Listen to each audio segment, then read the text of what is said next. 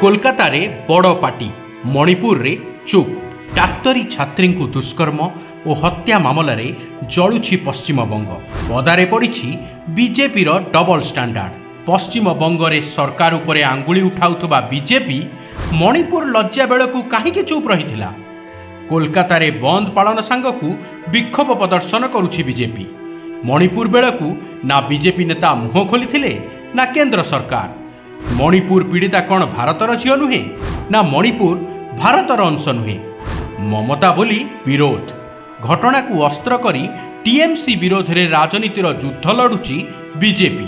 प्रथमे पश्चिमबंग पुलिस तदंत कला बीजेपी कहिला सीबीआई तदंत करू एबे सीबीआई तदंत करुछि संवेदनशील घटना को अस्त्र करी ममता सरकार विरोध में माहौल प्रस्तुत करुछि बीजेपी ममता इस्तीफा दाबी करी अशांति सृष्टि करुछि पीड़िता परिवार कौन या चाहूँगी सेमानकु न्याय दरकार ना अशांतिर वातावरण कहीं असंतोष नियारे राजनीतिर रुटी सेकिबा उद्यम करुछि बीजेपी मणिपुर बेलू कहीं चुप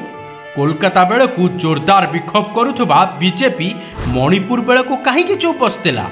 मणिपुर कांगपोकपी रे आदिवासी महिला को गणदुष्कर्म पर उलग्न करी रास्तार चलाई चलाई नेले दुर्बृत्त वीडियो भाइराल हेबा परे सारा देश देखिला मणिपुर हिंसार कला चेहरा बीजेपी नेता मुह खोलिलेनी कारण मणिपुर रे बीजेपी सरकार और मुख्यमंत्री एन बीरेन सिंह निज दलर सरकार थिला बोली चुपचाप बसीगले बीजेपी नेता ना इस्तीफा मागिले ना विरोध कले सेठी राजनीति करी किछि लाभ होई नथांता बीजेपी नेता थरे भाबिछंती कि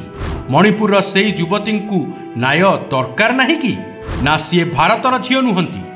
कोलकाता घटना रे अशांतिर निया जालुथुबा बीजेपी मणिपुर बेलू निज असली रूप देखाई सारी बीजेपी नेतांकर ना मणिपुर पीड़ितांक सह समवेदना थिला ना कोलकाता पीड़ितांक सह मणिपुर रे निज सरकार थिबारु चुप रहिथिले एठी ममता सरकार बोली एते पाटितुंड।